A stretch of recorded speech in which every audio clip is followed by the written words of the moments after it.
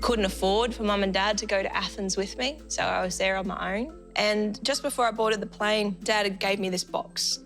And, it was just wrapped in newspaper, and on it in marker pen was 33.999. And he said, that's for when you break the world record. And I said, when I break the world record? And he goes, yeah, not if, when. So you don't get to open it unless you break the world record? No, I thought I was never going to get a chance to open it. I mean, I was more than 0.3 of a second off the world record at that time. I remember putting on the green and gold skin suit, which is reserved for Commonwealth and Olympic competition only. I felt like I was borrowing Superman's cape. I didn't feel like I belonged in it. I felt like I really had to do it justice. Yes. The last thing my coach said to me was 34.1 to beat. And an Olympic record had been ridden ahead of me. Walking up to the marshalling area, I was just really physically heavy. Nerves. Nerves, adrenaline, like just trying to stay calm. I get on the bike and then all of a sudden there's a fly. And I'm like, and once I get my hands fixed on the handlebars, I don't like to move them, so I'm stuck. And I'm wriggling my elbow and I'm blowing at this fly. And then the buzzer goes at 10 seconds to go and it's almost like it breaks my attention. So maybe that fly helped me, I don't know, because it completely distracted me. I don't remember much of the race. The halfway point, the pitch of the crowd changed. I knew I was either close or up.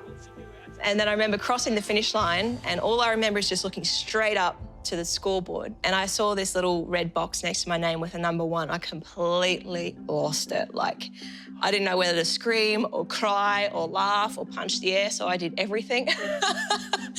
And it wasn't until I got right underneath it and all I saw was a green box with WR next to my name. And I'd ridden a world record. Yeah. Then I lost my shit.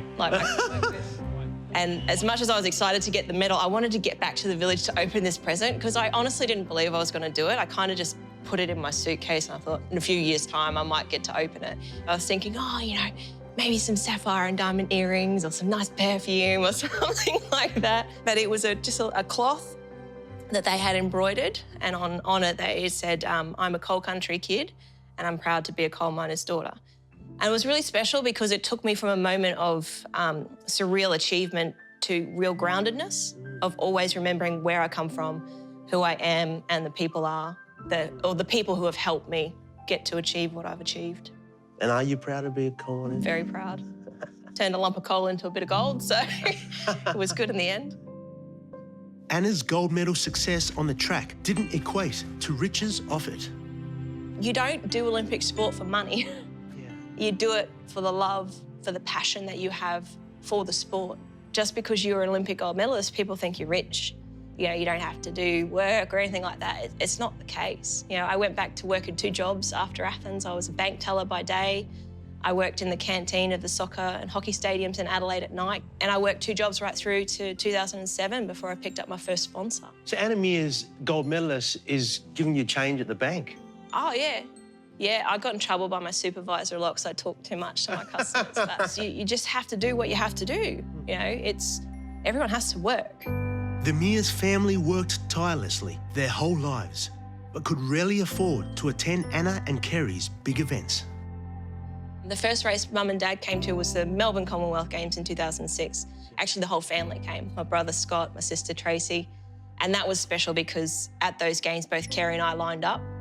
I was the reigning Olympic champion and Kerry was the reigning Commonwealth champion. Yeah. And we sat in a stadium that seated 5,000 people and they came from a town of a population of 2,000 people. Wow. It was the first time that the whole family got a chance to see what our hard work and their hard work resulted in.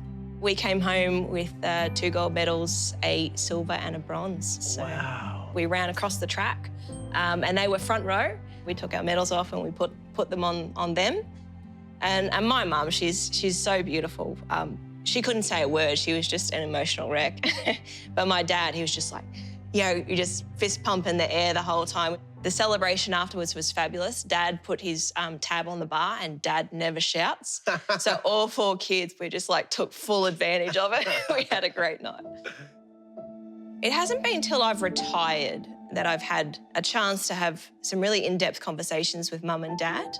They never showed or expressed how hard it was for them, both for what work they went through, how much sacrifice they made, but what those moments meant to them.